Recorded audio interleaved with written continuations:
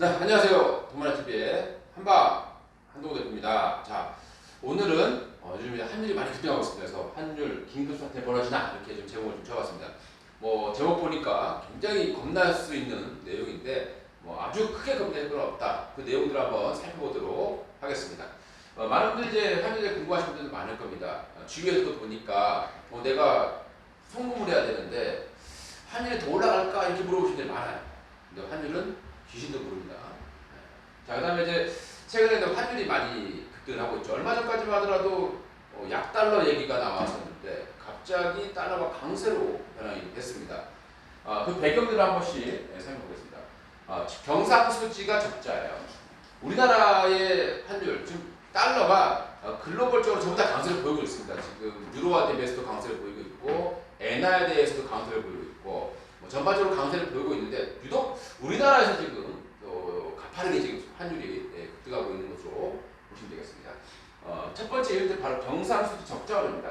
우리가 이 경상수지가 84개월 만에 올해 4월 달에 적자로 전환될 것이다라는 우려감들이 지금 현재 강하게 나오고 있습니다. 그러다 보니까 경상수지, 왜 경상수지 적자냐면은 환율 올라가는 거 잠시 후에 말씀드릴 거고요. 그 다음에 GDP 쇼크가 나왔어요. 오늘 최근에 이제 GDP 효과 나왔는데 1분기 GDP가 지금 역성장을 해서 지금 0.3% 정도 오히려 감소, 전분기 대비해서 역성장으로 나오고 있습니다. 이게 이제 10년 만에 가장 낮은 치가 이렇게 나오고 있고요. 그 다음에 이제 하지만 전년 동기 대비해서는 1.8% 정도 증가했으니까 아주 크게 우려할 정도는 아니다. 그리고 이 뚜껑도 한번 잠시 자세하게 해부를 좀 해보고 해야 될 것 같고요. 그리고 이제 미국 경제가 지금 나홀로 성장하고 있죠. 전 세계적으로 유럽도 되게 어렵고 이 이유가 바로 이제 미국이 달러를 풀어서 자기네만 잘 살고 있다. 종이 쪼가리 주면서 너네는 종이 쪼가리 받아. 나는 니네들 물품 사올게. 이렇게 해서 지금 미국이 잘 살고 있는 거라고 보시면 되겠습니다. 그래서 이제 미국 경제가 잘 나가다 보니까 돈이 이제 아무래도 미국으로 갈 수밖에 없고 그래서 좀 달러가 강세를 보이고 있다 이렇게 보시면 되겠고요. 이것도 이유가 있습니다. 역성금 우려감이죠. 우리 이제 최근에 이제 배당이 많이 늘었어요. 그래서 이제 외국인들이 배당을 받으면 어떻게 될까요? 송금을 해야 되겠죠. 그럼 달러로 바꿔가야 되겠죠. 그래서 이런 것들도 일부 좀 작용하고 있다 보시면 될 것 같고요. 최근에 유가가 또 급등을 했어요. 그래서 유가가 급등하면 어떻게 되겠습니까? 유가가 급등하면 아무래도 달러를 가지고 또 사야 되기 때문에 또 달러 수요가 증가하게 되면서 글로벌적으로 좀 달러가 강세를 보이는 이런 모습이 나타났습니다. 근데 그 다음에 이제 봐야 될 부분들은 우리가 이제 환율이라는 부분들은 귀신도 몰라요. 근데 하나만큼은 명확합니다. 뭐냐? 다른 나라에 갚아야 될 돈이 많으면 원화 가치는 떨어지고 환율은 올라갈 수밖에 없다. 이거는 뭐 변하지 않는 진리다 보시면 되겠죠. 그래서 경상수지가 가장 중요하게 되는 거고요. 경상수지가 적자가 나타나는 건 어떻게 됩니까? 특히 이제 상품수지에서 적자가 나게 되면은 아무래도 외국으로 나가야 될 돈이 많아진다고 보시면 되겠죠. 그래서 경상 적자 나오면서 환율이 좀 올라가는 것들이 나오고 있습니다. 그럼 환율 상승의 과정을 한번 보겠습니다. 국제수지하고 국제수지가 악화가 되면 어떻게 되겠습니까? 환율이 올라가겠죠. 그럼 환율이 올라가면 어떻게 될까요? 물가가 또 상승하게 됩니다. 요즘에 또 가슴 아픈 우리 술 드시는 분들께 굉장히 가슴 아픈 저 어제 분을 쓰고 눈물 흘렸는데 소주가 또 6% 이상 또 인상이 된다고 합니다.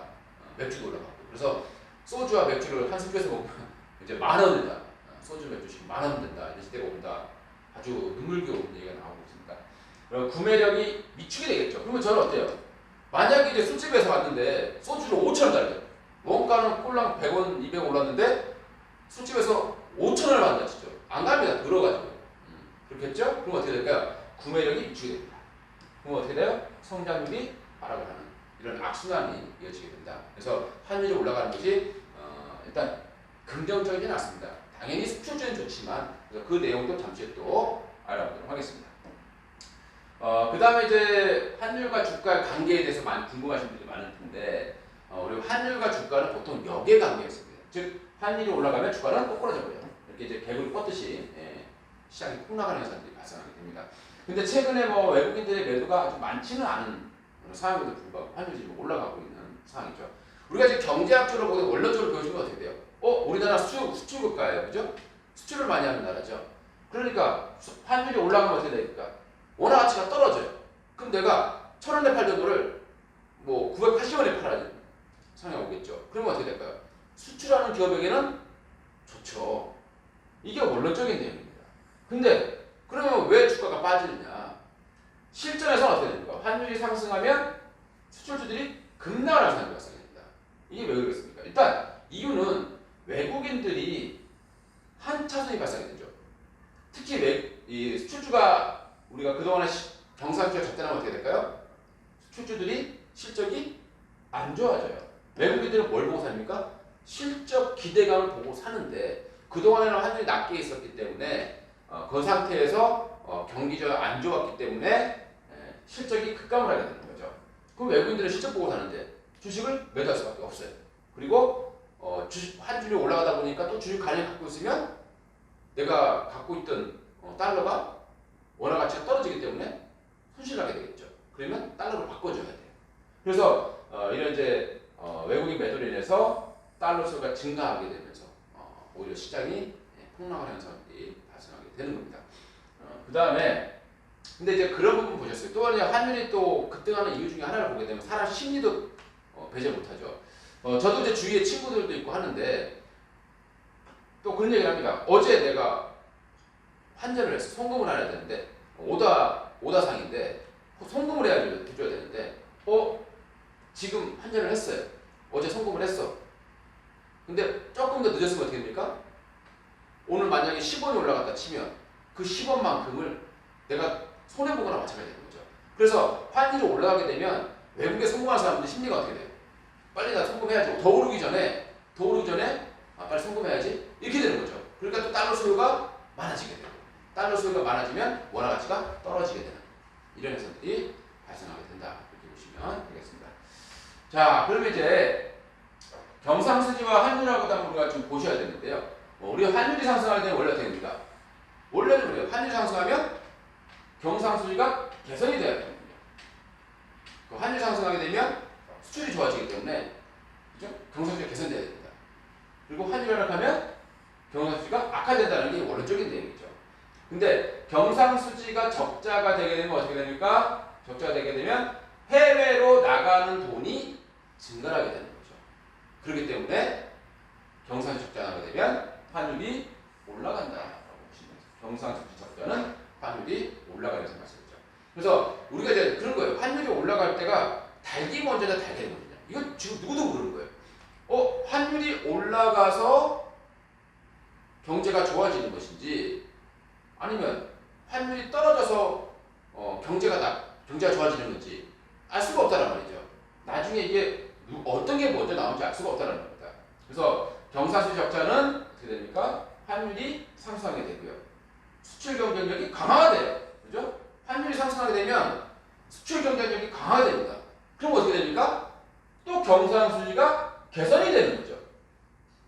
그러면 또 환율이 하락을 해요. 그러면 또 수출 경쟁력이 떨어져요. 그죠? 그러면 또 경상수지가 악화가 돼요. 그러면 또 환율이 올라가요.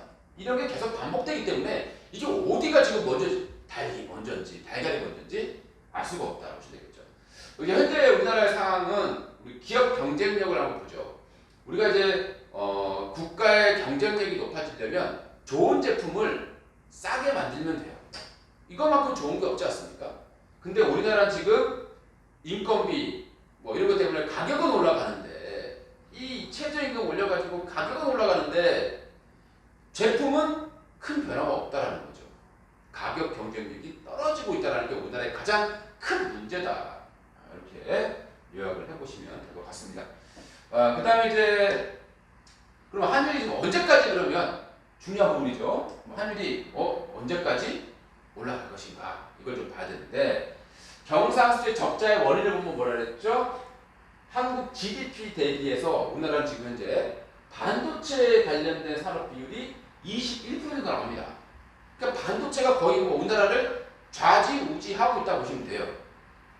근데 그러다 보니까 한국도 정부도 그렇고 삼성도 그렇고 메모리만 하는 게 아니라 이제 비메모리를 육성해야 되겠다 이렇게 하고 있는 게 바로 너무 메모리에 치중되다 보니까 나라 경제가 이거 하나에서 흔들흔들 하는 거예요. 그 자체가. 그래서 그 육성적이 나가고 있다고 보시면 되겠죠.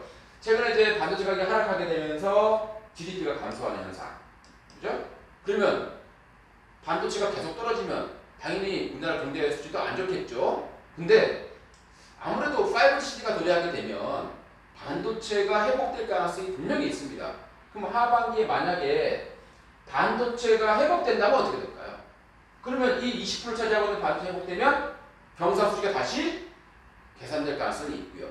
그러면 성장률도 또 회복될 가능성이 있다는 겁니다. 그러면 언제쯤 갔을 때 그리고 또 반도체 업황도 회복되는데 환율까지 상승해서 어떻게 될까요? 가격 경쟁력이 올라가는 현상이 발생하게 되겠죠.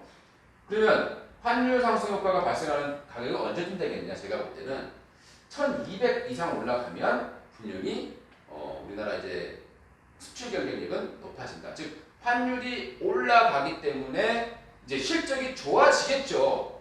그럼 외국인들이 어떻게 될까요? 이제 환율이 올라갔으니까 한국 기업의 수출 경쟁력이 좋아지고 이제 좀 가격이 회복되겠네, 수익성이 회복되겠네 하고 외국인이 들어오겠죠. 주식을 매수하게 될 겁니다. 그때는. 그럼 어떻게 됩니까? 외국인이 매수 들어오게 되면서 환차익이 또 생기게 돼요.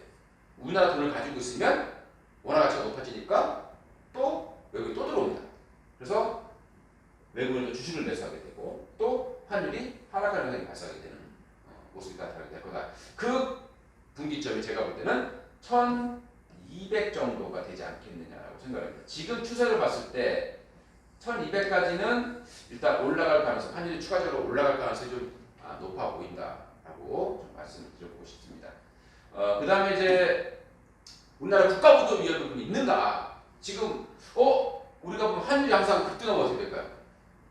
뭔가 문제가 있으니까 외국으로 다 빠져나간다 생각하겠죠. 근데 만약에 이 문제가 우리나라만의 문제였다라면, 그죠? 한국만의, 우리나라가 유독 우리나라만 뭐 갑자기 원화 가치가 떨어지면서 외국 자금이 막 빠져나가면서 이렇게 환율이 올라갔다라면 이거는 아주 엄청난 리스크, 앞으로 엄청난 위기가 올 거다라고 우리가 예측을 해야 됩니다. 근데 중요하게 차지하는 게 뭐냐면 여기서 우리가 이제 CDS 프리미엄이라는 게 있습니다.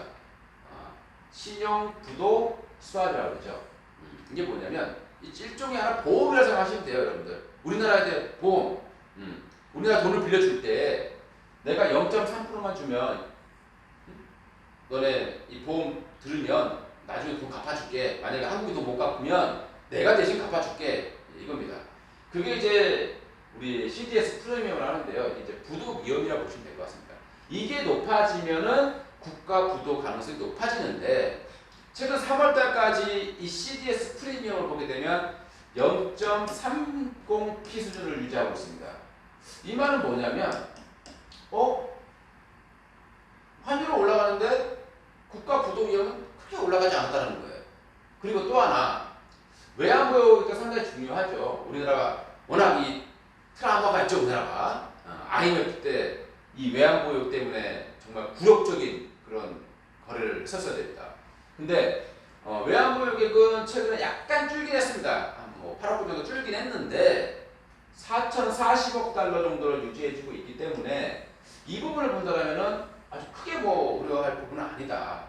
최근에 환율이 올라가고 있지만 이게 우리나라 문제만은 아니고 그리고 전 세계적인 달러 강세이기 때문에 우리나라만의 문제가 아니기 때문에 그렇게 당장에 우리나라에 큰 위험이 올 거다 이렇게 예측하는 것은 아니다. 저는 이렇게 말씀을 드리겠습니다. 그러니까 제목은 국가 부도 위험, 국가 뭐 위험인가 제가 썼지만은 아주 현 시점에 본다면 아주 크게 우려할 수준은 아니다라고 결론을 쓰도록 하겠고요. 그리고 이게 이제 환율 차트예요. 거꾸로 가죠. 환율이 올라가니까 지수가 떨어지죠. 이게 바로 역의 관계에 있습니다. 근데 이 정도까지 지금까지는 이제 외국인들이 매도를 하니까 이제 환율이 올라가고 있는 시점인데 한 1200 정도 요 부분까지 올라간다라고 하면 1190에서 1200 정도거든요. 여기까지 가게 되면 다시 우리나라 수출 경쟁력도 좀 회복이 될 것이고 또 반도체가 좀 가격 좀 터닝 포인트 잡아준다면 다시 꺾여 내려가면서 외국인 자금들이 다시 또 유입될 가능성이 있다 이렇게 판단하시고 최근에 뭐 추세는 계속 당분간 좀 올라가는 추세를 좀 보여주고 있지만 조금 더 시장이 흔들릴 수도 있지만 6월달 이후에는 조금 다시 어느 정도 반격해줄 가능성이 좀 있다. 좀 예측을 해보시면 될 것 같습니다. 이상 돈마니 TV의 한동훈 대표였습니다. 구독